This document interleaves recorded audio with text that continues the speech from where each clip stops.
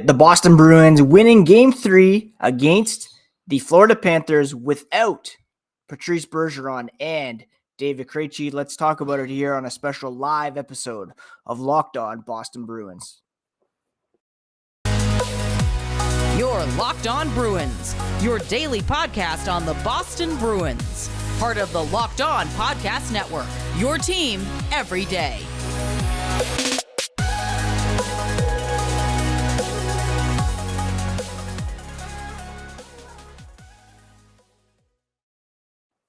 What is up, Bruins fans, and welcome back to the Locked On Boston Bruins podcast. I'm your host, Ian McLaren, and this is a daily show where we discuss all things Spoked B.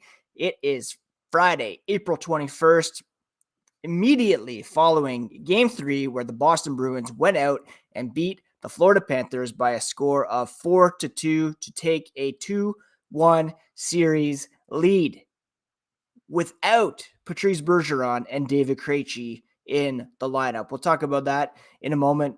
First, real quick, thank you to those who make Locked On Bruins part of your day every day. Please do subscribe on your favorite podcast app and on YouTube if you have not already.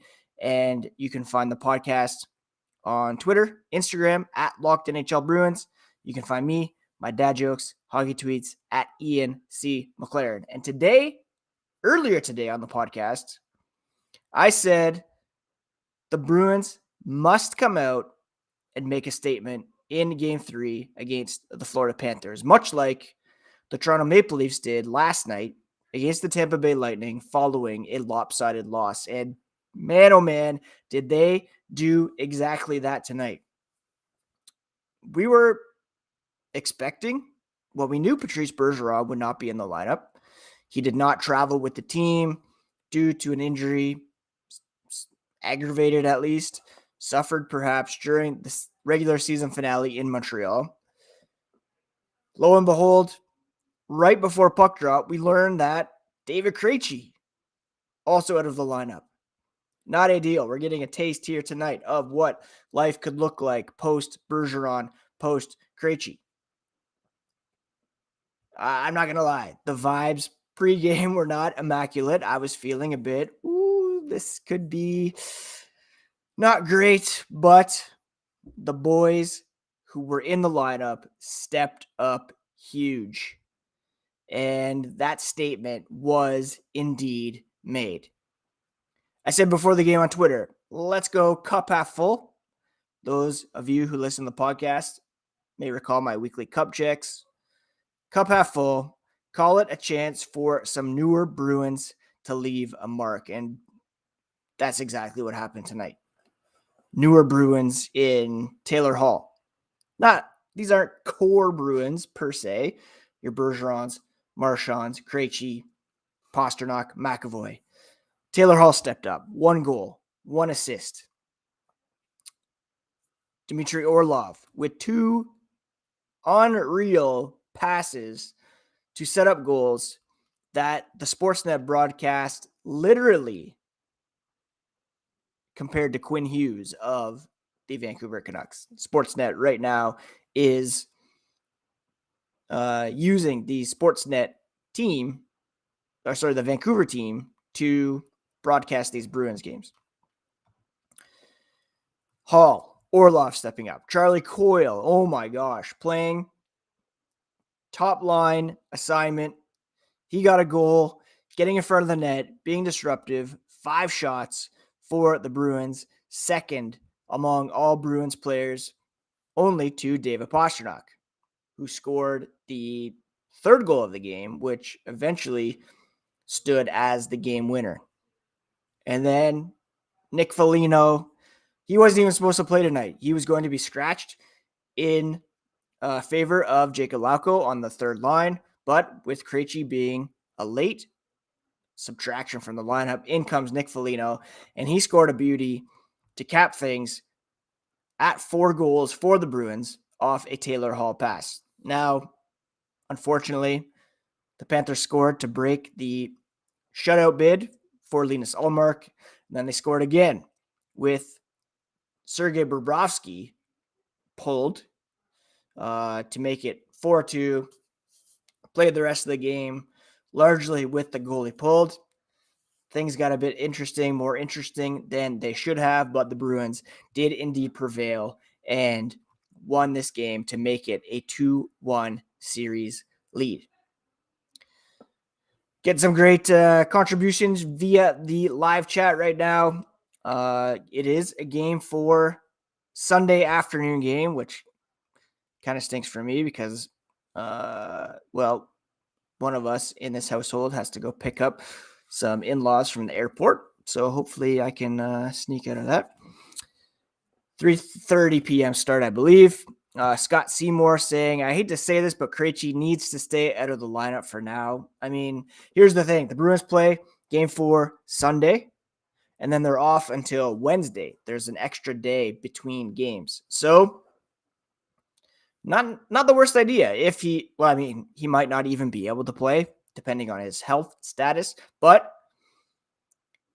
based on the way these guys played tonight, and Impossible Pie kind of going off that to say keep the same lineup for Game 4. I mean, you might have to because of the injuries. Bergeron's not in Florida. Krejci's out. The only extra guy that's with them right now is Oscar Steen. I don't see any reason to take anybody out in favor of him, so you probably will keep the same lineup intact unless Krejci feels markedly better and is able to go. The one question, and we'll talk about this in a moment, is the goaltending and whether or not you make a change, whether or not the Panthers make a change. But first, need to throw in a quick word here about sponsor for this bonus episode of Locked On Boston Bruins, which is Gametime. Now, Gametime is the best place to get the tickets you want for your favorite sports, music, comedy, theater events near you. All you have to do is download the Gametime app, and you can find all local events, killer deals on last-minute tickets, and their best price guarantee. Stop stressing over the tickets and start getting hyped for the fun you will have. I was already on there today looking up concert tickets near me this summer, jumping on City and Color, Ben Harper in Toronto in August. I cannot wait for that. Download the Gametime app, create an account, use code LOCKEDONNHL for $20 off your first purchase. Terms apply, but just create an account, redeem code LOCKEDONNHL for $20 off. Download Gametime today. Last minute tickets at the lowest price, guaranteed. You will not regret it. All right, back to our post-game reaction of Game 3. Scott Seymour adding in the chat, he's going to Game 4. Can't wait. Love that for you, Scott. Enjoy that. Hopefully it's another Bruins win. Westcott, what a bounce back game by Linus. Completely agree. Linus Ullmark was fantastic in this one. Stopped 28 shots. 28 of 30 shots for a .933 save percentage. He looked fantastic. There was a little period at the end of the second where it seemed like he got bumped a bit. There is a case to be made for perhaps to start Jeremy Swayman in Game 4 and to give Ullmark some extra time off because you have the luxury of 2 1-level goalies. Having said that, maybe you stay with the hot hand because you have that extra day off coming up. I'll leave that to Jim Montgomery and Bob Essensa to figure that out. Alicia Lewis saying, this has been a crazy first season to experience as a new hockey fan. Oh my gosh, you are jumping on board at the right time for sure. Regular season hockey, playoff hockey, completely different animals. I mean, my stress level here in the past week probably amounts to the entire regular season combined. But great effort for the Bruins tonight. Hopefully they can keep it going in Game 4. Impossible Pie adding great pass from Hall to Foligno. Beautiful. If you recall, those two guys kind of had the same numbers in the past. 71, 17. And it's nice to see them hook up for that second goal. Now, what was interesting to me in this game was the decision by the Panthers to pull Alex Lyon after the third goal. The first goal by Taylor Hall, not great. The second goal was kind of a greasy one by Charlie Coyle. Third one from David Pastrnak on a breakaway. I mean, it's difficult to stop him. Let's be honest. Was that worthy of a pull? And is there a bit of a controversy here in Florida now as to who will start game 4? Do you go to Bobrovsky, who played very sparingly down the stretch? He played okay in this one in relief. What did he end up with? He allowed 1 goal on 9 shots, 889 save percentage, a touch better than what Lyon did. 3 goals on 26 shots for an 885 save percentage. So do they go with Bobrovsky, their $10 million man, for game 4, or do they go back to Lyon, who has been very good for them down the stretch? It's such a weird thing with him. Like, he'll make these highlight reel saves, and then he'll allow these soft ones, which take them out of their game. Another thing to mention from this one, of course, is Aaron Ekblad leaving after a collision with Charlie McAvoy. Nothing nefarious on McAvoy's part. Ekblad left, tried to come back, left again. I think by the end of things, they were down to 4 or even 3 defensemen. If he's out for any length of time, that obviously changes things. But we saw the Bruins overcome serious injuries tonight with Bergeron and Krejci out of the lineup. Scott Seymour adding Bertuzzi is really good at finding Pastrnak. It made me think of, I don't know why, but Jesse Pinkman, Walter White, Magnets, that connection there. Indeed, Bertuzzi has a knack for finding David Pastrnak. I can't say enough about Tyler Bertuzzi, his addition to the team. He did get a 10-minute misconduct near the end of the game, but he finished with another assist. He's got 4 points in 3 playoff games, 1 shot, a couple blocks, a couple hits. And speaking of hits, Charlie McAvoy, a beast on the back end, 8 hits leveled in this one. I mentioned the collision with Ekblad. I'm not sure if that counted as a hit, but he set the tone early. And even on the Sportsnet broadcast, they said he's not the biggest guy in the world, like height, but he can truck them with the best of them. And it was amazing to see that tonight. He led the team with 8 hits. Nick Foligno, Trent Frederick with 4 apiece. Garnet Hathaway, Jacob Lauko with 5 apiece. Lauko, limited ice time, 6:22, but he had those 5 hits. And I thought he brought that injection of energy that was needed for this Boston Bruins team. In terms of shots on goal, David Pastrnak led the way with 5. Charlie Coyle had, Pastrnak had 7. Coyle had 5. Brad Marchand with 4. And Carlo Lindholm with 2 apiece from the blue line. Whew, what a win for the Bruins. Again, earlier today, my statement was the Bruins needed to come out and make a statement. You saw last night in Toronto, the Maple Leafs, who were trucked in game 1, came out and lowered the boom on the Tampa Bay Lightning in game 2. The Bruins similarly outplayed. Well, were they outplayed?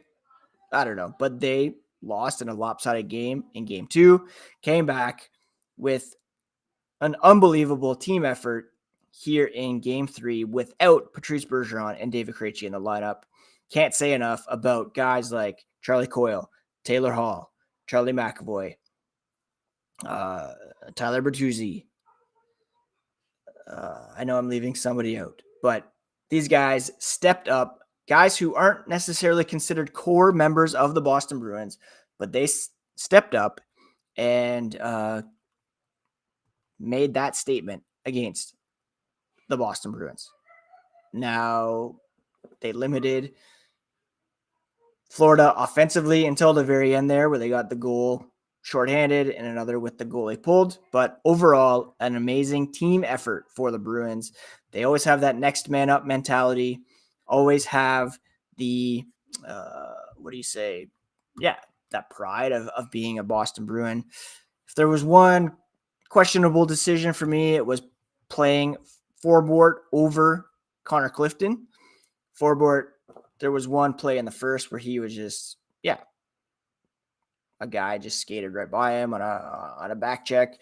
I would have preferred to have seen Clifton there, but you can't really argue with the success of the penalty kill, which continues to dominate. I think the perfect 7-for-7 so far. Robert Eliason asking, is Swayman going to play Sunday?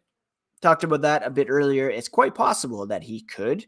Not a knock on Linus Ullmark by any stretch of the imagination. He played great tonight, but I can't recall a stretch where both guys were healthy, where Ullmark played 4 games in a row, and they did. They do have Monday, Tuesday off in between games, so maybe give Ullmark that extra rest, go with Swayman. But part of me thinks to just stick with what is working, and if there's any glitches for Ullmark, no hesitation to give him a yank in Game 4. We all feel good right now. The Bruins have a series lead over the Florida Panthers 2-1 now after winning Game 3 by a score of 4-2. The Bruins did go 0-for-4 on the power play. Impossible Pie pointing out they still could use some improvement on the power play. Totally agree. They got a score on the PP to put these games out of reach. But the 5-on-5 scoring hadn't really been there as much in the first few games. So it was nice to see them get those 4 5-on-5 goals tonight from all areas of the lineup. All right, that's it for this quick live YouTube reaction podcast. Thank you so much for making Locked On Bruins part of your day, part of your Friday night. And be back on Monday with a full recap of Game 4. Do subscribe to the YouTube channel if there's any breaking news with respect to Krejci, Bergeron, their health status over the weekend. I'll be sure to post a bonus video up there. Have a great night, everybody. Go Bruins indeed. And hopefully they can take Game 4 as well with an opportunity to close things out on home ice in Game 5. Let's not get ahead of ourselves, though. Still a tough test ahead, but huge win for the Bruins tonight. I am incredibly pumped. Take care of yourselves, friends. Take care of each other. Talk to you again here on the next episode of Locked On Boston Bruins, part of the Locked On Podcast Network, your favorite team every single day.